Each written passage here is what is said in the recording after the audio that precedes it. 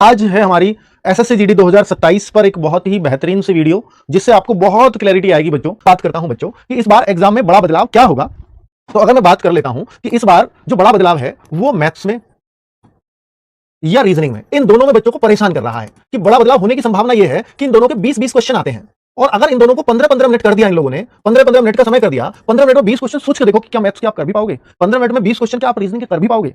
अब यहां दो संभावनाएं, मैं पहले भी कह चुका हूं कि या तो ये होगा या पहले वाला होगा। पहले वाला हुआ तो कोई समस्या नहीं, और अगर ये हो गया तो क्या हम ऐसी प्रैक्टिस अब से थोड़ी सी करके चल सकते हैं क्या? अगर ये आया भी ना बच्चों ऐसा, तो फिर मैथ के क्वेश्चन आसान आएंगे, रीजनिंग के क्वेश्चन आसान आएंगे। आप देखो जब से ये टाइमिंग लगी है उसके बाद जहां जहां क्वेश्चंस आएंगे वो निश्चित तौर पर आसान होंगे। अभी तक ये सिर्फ फॉलो कहा हुआ है, अब लग तो सब में गया है, सीजीएल में भी है, सब में नियम है, लेकिन अब पहली बार इस पैटर्न पर सवाल आएंगे। और जो आया है एक बार सीपीओ में आया है, अब तक पिछली साल हुआ था वो, तो वहां भी पेपर देखोगे तो आसान रहा है और कट ऑफ देखोगे तो काफी डाउन आ गई है। तो यही कारण है कि मैं ये कह रहा हूं कि इस बार कट ऑफ काफी डाउन मिलेगी अगर ये नियम लग गया तो। पर आप याद रखना बच्चों कि अगर रीजनिंग में आपके पहले 22 मिनट लगते थे और अब आपको 15 मिनट में करने को आ गया, रीजनिंग में तो 20-22 ही लगते थे ना पहले भी, अब 15 मिनट में करने को आ गया, तो आप यकीन मानना 17-18 क्वेश्चन 15 मिनट में कर दोगे। वो जो 2-3 प्रश्न होते हैं ना, वो जो 2-3 प्रश्न होते हैं वही आपके 5 से 7 मिनट ले जाते हैं। तो इसलिए घबराने की आवश्यकता नहीं है। मैं 17-18 करके संतुष्ट हो जाऊंगा, और जो 17-18 यहां भी मैं 15 मिनट में 17-18 क्वेश्चन करने की सोचूंगा, मैं 20 क्वेश्चन करने की नहीं सोचूंगा। अच्छी बात यह है कि जिन बच्चों का मैथ्स थोड़ा वीक है उनको इसमें फायदा हो जाएगा। कैसे फायदा हो जाएगा? जिसका अच्छा होता था वो 20 में से 20 करके आता था, हार्ड क्वेश्चनों के लिए उसके पास टाइम होता था, मैनेज कर लेता था, जीएस और हिंदी के टाइम को इसमें दे देता था। लेकिन जिस बच्चे का मैथ्स कमजोर था वो पहले भी 15-16-17 तक कट जाता था, और अब भी वो 15-16-17 कर जाएगा क्योंकि आसान क्वेश्चन आएंगे इतने को। तो ये फायदा आसान मैथ वालों को हो गया, जिन बच्चों का थोड़ा मैथ्स थोड़ा टफ लगता है, जिनको, उनके लिए फायदा हुआ है। और चूंकि ओवरऑल कट ऑफ 5 से 7 क्वेश्चन डेफिनेटली डाउन आ जाएगी, यानी 10 से 15 नंबर डाउन आएगी आएगी सिर्फ इस वजह से। तो इसलिए इस बदलाव से आपको घबराना नहीं है, इसको एक्सेप्ट करना है, हो जाए तो अच्छा है। पर अभी ये क्लियर भी नहीं है, क्लियर कब होगा? अक्टूबर में जाकर के। तो तब तक क्या करें? तब तक हमने यहां पर एक चीज अपनाई है कि हम हर संडे, एक संडे हम इस पैटर्न पे आपको पेपर देंगे, एक संडे जैसा पहले पैटर्न चल रहा था वैसे पेपर देंगे आपको। ठीक है, चलो आप देखो बच्चों, फॉर्म और एग्जाम और वैकेंसीज। फॉर्म में बता चुका हूं अक्टूबर में आने, एग्जाम बता चुका हूं, नहीं बताया तो सुन लीजिए, फरवरी में होना है, बिल्कुल फरवरी टू अप्रैल दिया हुआ है कैलेंडर में, क्लियर। वैकेंसीज की बात करूं तो देखो पिछली बार की वैकेंसीज जो अभी जिसका आप एग्जाम देके आओ, जिसके रिजल्ट का वेट कर रहे हो 2026 की, उसकी भी सुनने में आ रही है वो भी बढ़ेंगी। अगर वो बढ़ गई तो भी ठीक ठीक, अगर वो नहीं बढ़ी तो इसमें और बड़ी वैकेंसीज आएंगी, अगर वो नहीं बढ़ती है तो 60,000 प्लस वैकेंसी जाने की उम्मीद रहेगी, अगर वो बढ़ गई तो 50,000 इसकी कहीं भी फिर भी नहीं गई। क्योंकि इसमें जो बटालियन बढ़ाने की बात हुई है ना बीएसएफ और सीआरपीएफ में, उसका इंपैक्ट पिछली बार मिले ना मिले इस साल मिलेगा, क्योंकि इतना टाइम गृह मंत्रालय को पास करने में लगता ही है वैकेंसीज को। तो और सीआईएसएफ की 14,000 वैकेंसीज फिक्स है, वो हर 5 सालों तक 14,000 वैकेंसीज आनी ही आनी है, ये क्लियर हो चुका था। तो इसलिए मैं कह रहा हूं कि 50,000 के आसपास वैकेंसीज निश्चित है, 60 होंगी 65 होंगी, ये टाइम बताएगा। मैथ्स, रीजनिंग और हिंदी में बदलाव बच्चों इस बार जो हुआ ना, मैथ, रीजनिंग और हिंदी में बदलाव देखने को मिला। क्या मिला? जैसे मैथ्स ऐसा ही था, ऑलमोस्ट उतना ही बच्चे करके भी आए, लेकिन प्रिज्म और पिरामिड के क्वेश्चन डाल दिए गए और वो लगभग हर सेट में थे, बहुत आसान थे, फॉर्मूला बेस्ड थे, लेकिन 3D में प्रिज्म पिरामिड कोई नहीं पढ़ के जाता जीडी में, और अब पढ़ के जाने पड़ेंगे। रीजनिंग में कैसे टफ किया गया, कैलेंडर क्लॉक सालों से नहीं पूछे, इस बार वो भी पूछ डाले। कैलेंडर क्लॉक को कोई तो बच्चे मैथ्स में गिनने लगे थे, कई सारी बुक्स में मैथ्स में आने लगा था कैलेंडर क्लॉक, लेकिन अब रीजनिंग में वो पार्ट बना दिया, और रीजनिंग में कोई बच्चा इनको पढ़ के जाता नहीं था, एसएससी ने एकदम सॉल्व कर दिया, क्योंकि ना एसएससी सीजीएल में पूछा जाता, ना सीएचएसएल में, ना सीपीओ में, ना सिलेक्शन पोस्ट में, ना स्टेनो कहीं नहीं पूछा गया, सीधा जीडी में पूछ लिया। तो ये बच्चों के लिए शॉकिंग था। हालांकि बच्चों क्लॉक कैलेंडर जो पढ़ते थे वो पूरे में से पूरे रीजनिंग करके भी आए। अब मैं हिंदी की बात करता हूं, जो पुलिस से संबंधित शब्दावली पूछ ली, प्रशासनिक शब्दावली के 2-2, 3-3, 4-4 प्रश्न तक डाले गए, पत्राचार से संबंधित प्रश्न डाले गए, वो स्पेशली शब्दावली के प्रश्न थे जिन्होंने बच्चों को परेशान किया। ऐसे कितने थे? 2 से 3 प्रश्न, कुछ 1-2 प्रश्न संधि के डाल दिए, बच्चे उनसे परेशान रहे। बाकी बच्चा इसमें उम्मीद करता है या तो मैं 19 करूं या 20 करूं। ये सब ऐसा सब्जेक्ट है कि कुछ कहीं भी कुछ हो जाए, ये तो पूरा ही होगा। अब इसमें बच्चों को 16-17 नंबर मिले एवरेजन, 2026 में जब आएगा रिजल्ट आप देख लेना, 16-17 बच्चों के नंबर, तो बच्चे इससे बड़े दुखी। वैसे तो 20 में 16-17 ठीक है, लेकिन हिंदी में 16-17 एक्सेप्टेड नहीं है उनको, और ना होनी चाहिए, क्योंकि हिंदी तो आपको पूरा ही करना चाहिए। अब ये जो पुलिस प्रशासनिक शब्दावली आई, ये इसलिए डाली जब वहां पर वो बोलते हैं ना कि जब पुलिस की भाषा में या जब ट्रेनिंग करते भैया वो सम्मान उनको देना, यदि सम्मान को हिंदी में क्या कहें, ये यहाँ के बच्चों ने चलाया यार, तो उन्होंने पूछा सम्मान की हिंदी बताओ, जो कोर्ट के सम्मान होते हैं, मतलब यहाँ का बच्चा क्या होता है जो हिंदी भाषी स्टेट, अजी से हिंदी में बताओ, तो उनको लगा यार ये बच्चे पूरे हिंदी ओरिएंटेड होकर के आए, थोड़ी सी तो अंग्रेजी इनको जाननी पड़ेगी, वरना तो मेरे हर चीज को मतलब फिर ये हिंदी पूछेंगे, और हम और वास्तव में फौज में उन शब्दों को हिंदी में बोला ही नहीं जाता, उनको उनकी हिंदी नहीं पता, तो इनको यार कम से कम इतनी अंग्रेजी तो आनी चाहिए। तो ऐसे शब्द उन्होंने बनाए कि भाई हाँ ये जो है आप हिंदी के इनके उसमें डाल दो, जिससे क्लैरिटी रहेगी। अब निश्चित है ये हर बार पूछा ही जाना है, हर बार पूछा जाना है, इसको कोई नहीं रोक सकता। ठीक है, रिकॉर्डेड नहीं है भाई, लाइव है। जीएस को तैयार कैसे करें, ये एक बड़ा सवाल है कि सर देखिए बच्चे, इसके लिए आज भी आप सवाल पूछ लो, मेरी स्ट्रेटजी आपने फॉलो कर ली तो आप जीएस से हमेशा के लिए फ्री हो जाओगे, और अगर नहीं की तो यकीन मानना कि एग्जाम का 1 महीना बचे या 2 महीना बचे या 10 दिन बचे या 5 दिन या 1 दिन, बस इसी बात से परेशान रहोगे सर जीएस को कैसे करें। ये जीएस है ना, ये लास्ट तक दुख देती है अगर इसको नहीं पढ़े। जीएस को कभी भी ये सोच करके मत पढ़ना कि ये आपकी बेस्ट हो गई है, आप 20 में से 20 करोगे, नहीं। जीएस को जब भी पढ़ना बस ये सोच करके पढ़ना कि जीएस अगर ये मुझे इतना पढ़ना है कि अगर मुझसे क्वेश्चन नहीं बना तो बनेगा किसी से भी नहीं।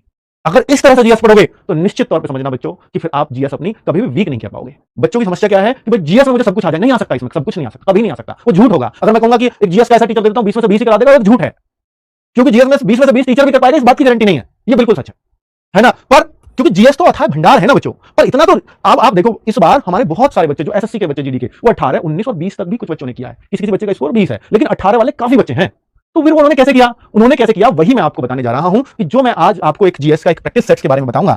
वो प्रैक्टिस सेट जो शुरुआत में हमने कराया जाता है हमारे यहाँ प्रैक्टिस सेट को, प्रैक्टिस सेट की तरफ से ऐसा नहीं है कि 20 क्वेश्चन का एक प्रैक्टिस सेट करा दो या 30 का एक करा दो, नहीं। हमारे यहाँ क्या होगा कि जैसे हिस्ट्री है, जैसे ज्योग्राफी है, जैसे पॉलिटी है, तो ये सारे सब्जेक्ट, साइंस है, इकोनॉमिक्स है, करंट अफेयर्स है, तो इनका एक रेशियो बनाया जाता है, ठीक है। और साथ में जैसे हिस्ट्री है, शुरुआत में हड़प्पा सभ्यता से शुरू करेंगे तो शुरुआत में हड़प्पा रहेगा, फिर वैदिक आएगा, फिर ये, तो प्रैक्टिस सेट में उसी क्रम में चलेगा चीजें। ज्योग्राफी में भी टॉपिक वाइज चलेगा, भले ही प्रैक्टिस सेट चलेगा, लेकिन एक दिन में एक टॉपिक पूरा रिवाइज होगा, क्योंकि अगर टीचर ने हड़प्पा सभ्यता के शुरू में 3 क्वेश्चन लिए, तो आप हड़प्पा सभ्यता पढ़ के भी आ रहे हो, टीचर बता भी रहा है कल ये पढ़ के आने हैं, ठीक है, क्रम भी दे देंगे आपको, तो हड़प्पा सभ्यता पढ़ के आ रहे हो, लेकिन उन 3 क्वेश्चनों के माध्यम से पूरी हड़प्पा सभ्यता को रिवाइज करा देंगे टीचर आपको, ये करते हैं। तो बच्चों अगर इस तरह से आप प्रैक्टिस सेट भी पढ़ रहे हो तो आपका पूरा जीएस, यहां पे क्या होता है कि केवल हिस्ट्री रिवाइज नहीं हो रही, पूरी जीएस दिमाग में चल रही है, वो फायदा होता है इस प्रैक्टिस सेट से। तो ये कितना, हम 40 प्रैक्टिस सेट की एक सीरीज लेकर के चल रहे हैं बच्चों, जिसका नाम होगा सिलेक्शन सीरीज, जो आज का गिफ्ट भी है और जिसके बारे में बताने भी जा रहा हूं। ये रही आपकी फॉर्म की डेट, 30 सितंबर 31 अक्टूबर, यानी अक्टूबर फॉर्म चलेंगे। जनवरी टू मार्च आपका जो है पेपर की डेट है, तो जनवरी भूल जाओ, मैंने इसलिए फरवरी बोला है कि जनवरी में वो नहीं हो पाएगा। एसएससी 2027 की मैं बात कर रहा हूं। अब ये रही, देखो बच्चों, यहां पर जनवरी फरवरी 2027 ट्रेनिंग की दे रखी है सीआईएसएफ की, तो ऐसे अलग अलग फोर्स अपना ट्रेनिंग का शेड्यूल निकालते हैं। 2026 वाले बच्चों को ये बोल रहे हैं कि जनवरी फरवरी तक हम ट्रेनिंग पे भेज देंगे, जिससे 2026 वाले बच्चे इस एग्जाम में ना बैठ जाएं। अगर इस एग्जाम में बैठ गए तो फिर उनका नंबर आ जाएगा। तो ये बहुत अच्छी रणनीति है, और यही होता है कि जब तक अगला एग्जाम नहीं कराया जाता, जब तक पिछले बच्चों को ट्रेनिंग का सेशन या फाइनल रिजल्ट नहीं आ जाता, तो फाइनल रिजल्ट जरूर आ जाएगा, वरना तो ये बच्चे एग्जाम में बैठेंगे तो मेरिट वैसे ही उठेगी, फिर बाद में बच्चे ज्वाइन नहीं करेंगे। बच्चों ये है वो सिलेक्शन सीरीज जिसके गिफ्ट की मैं आपको बात कर रहा हूं, जिसके गिफ्ट की मैं आपके लिए बात कर रहा हूं। ये क्या है सिलेक्शन सीरीज, क्या है बच्चों सिलेक्शन सीरीज? ये वो सीरीज है कि जब आप उस टाइम पे पढ़ रहे होते हो जब कोई नहीं पढ़ रहा होता, जब कोई भी नहीं पढ़ रहा होता। एसएससी जीडी में अगर कोई बच्चा ये सोचे कि मुझे अपनी फर्स्ट चॉइस मिले, वो मैटर नहीं करती किसी की एसएसएफ है या सीआईएसएफ है। बच्चों मैंने हमेशा बोला है कि अगर आप रैंक के लिए पढ़ते हैं तो आपको फर्स्ट चॉइस मिलती है, और अगर आप फर्स्ट चॉइस के लिए पढ़ते हैं तो आपको सिलेक्शन मिलता है, और अगर आप सिलेक्शन के लिए पढ़ते हैं तो आपको कुछ भी नहीं मिलता। ये एसएससी जीडी का नियम है।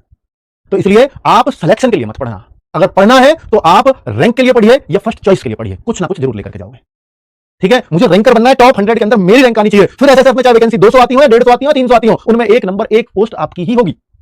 अगर और आप लोग की सर 100 में क्या आना आसान है? 50 लाख बच्चों में से आप टॉप 100 में आना कितना इतना आसान है क्या? नहीं आसान। पर मैं एग्जांपल देता हूं आपको, 60,000 की यूपी पुलिस के अंदर भर्ती हुई, 60,000 की, उसमें उस बच्चे का नंबर नहीं आया। लेकिन एसएससी जीडी में जहां यूपी के लिए केवल 4,000 वैकेंसीज थी, और वो बच्चा पूरे ऑल इंडिया में 50 लाख के 50 लाख में से नंबर 1 बना।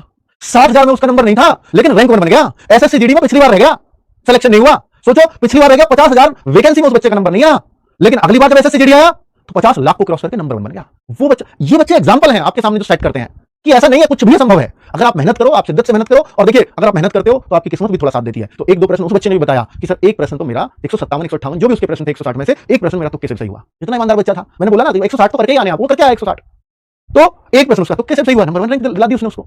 तो ये संभव है, पर यह तभी संभव है जब आप उस समय पे मेहनत कर रहे हो जब कोई नहीं कर रहा। तो ये प्रैक्टिस सेट्स बच्चों आपको सबसे अलग कर देंगे। अगर आप कहो कि सर सबसे ज्यादा सिलेक्शन में रोल किस चीज का होता है एसएससी जीडी में, मैं बोलता हूं कि आपको जब सम्मान समारोह में आओगे ना एसएससी जीडी के में, सबसे ज्यादा बच्चा बोलेगा सर प्रैक्टिस सेट्स मैंने आपके करे थे।